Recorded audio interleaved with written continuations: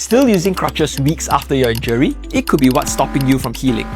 I'm Dr. Sean Liu, your friendly orthopedic surgeon, and I work with athletes and everyday patients recovering from joint and bone injuries. Crutches are essential at the right time, and here's when you should use them. After surgery, like an ACL reconstruction, after a fracture, or when instructed to be non-weight bearing due to a ligament injury or tear. But I often see patients using crutches for too long or when they don't need them. This can cause muscle atrophy, poor gait patterns, delayed joint stability, and psychological dependence on assistance.